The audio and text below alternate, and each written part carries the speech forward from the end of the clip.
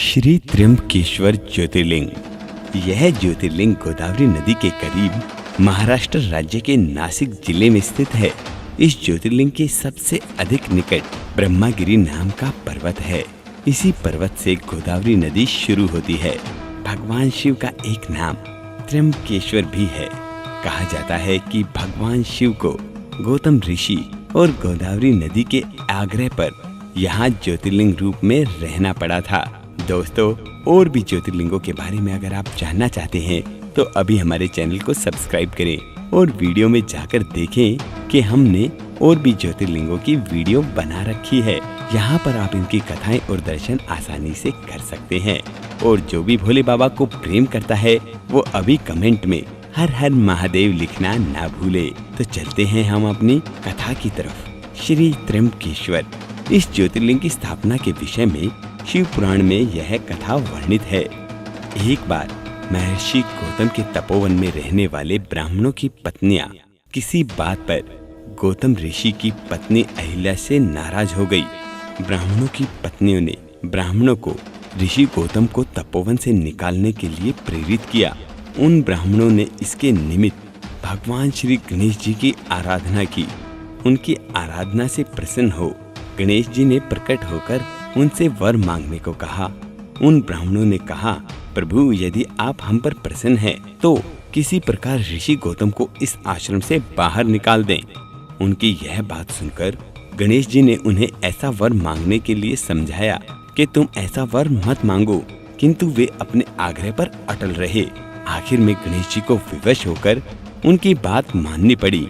अपने भक्तों का मन रखने के लिए वे एक दुर्बल गाय का रूप धारण करके ऋषि गौतम के खेत में जाकर रहने लगे।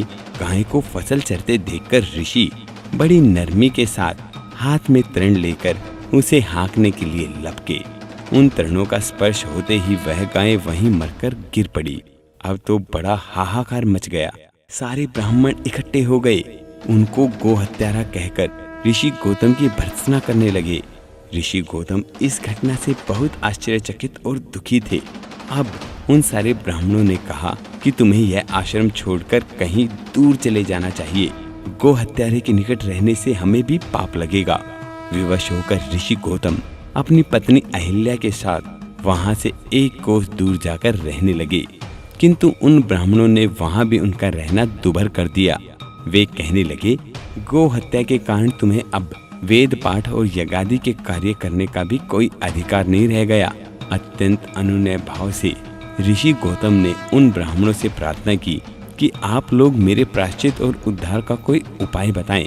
तब उन्होंने कहा, गौतम, तुम अपने पाप को सर्वत्र सबको बताते हुए 3 बार पूरी पृथ्वी की परिक्रमा करो, फिर लौटकर यहाँ 1 महीने तक व्रत करो। इसके बाद ब्रह्मागिरी की 101 परिक्रमा करने के बाद तुम्हारी शुद्धि होगी। अथवा यहाँ गंगा जी को लाकर उनके जल से स्नान करके 1 करोड़ पार्थिव शिवलिंगों से शिव जी की आराधना करो। इसके बाद पुनः गंगा जी में स्नान करके इस ब्रह्म नगरी की 11 बार परिक्रमा करो। फिर 100 घड़ों के पवित्र जल से पार्थिव शिवलिंगों को स्नान कराने से तुम्हारा उद्धार होगा। ब्राह्मणों के कथन अनुसार महर्षि गौतम ने ये सारे कार्य पूरे कर पत्नी के साथ पूर्ण तल्लीन होकर भगवान शिव की आराधना करने लगे। इससे प्रसन्न हो भगवान शिव ने प्रकट होकर उनसे वर मांगने को कहा। महर्षि गौतम ने उनसे कहा, भगवान, मैं यही चाहता हूँ कि आप मुझे गो हत्या के पाप से मुक्त कर दे। भगवान शिव ने कहा, हे गौतम, तुम सर्वथा निष्पाप हो। गो हत्या का अपराध तुम पर छल पूर्वक लगाया गया था। छल पूर्वक ऐसा करवाने वाले तुम्हारे आश्रम के ब्राह्मणों को मैं दंड देना चाहता हूँ। इस पर महर्षि गौतम ने कहा कि प्रभु, ऐसा कदापि ना करें। उन्हीं के कहने से तो मुझे आपका दर्शन प्राप्त हुआ है। अब उन्हें मेरा परम हित समझकर उन पर आप क्रोध ना करें। बहुत से ऋषियों, मुनियों और देवगणों ने वहां एकत्र हो गौतम ऋषि की बात का अनुमोद करते हुए भगवान शिव से सदा वहां निवास करने की प्रार्थना की। वे उनकी बात मानकर वहां त्र्यंब ज्योतिर्लिंग के नाम से स्थित हो गए। गौतम जी द्वारा लाई गई गंगा भी वहां पास में गोदावरी नाम से प्रवाहित होने लगी। यह ज्योतिर्लिंग समस्त पुण्यों को प्रदान करने वाला है। जो भी इस ज्योतिर्लिंग के दर्शन कर लेता है उस भक्त के जीवन के सारे कष्ट दूर हो जाते हैं।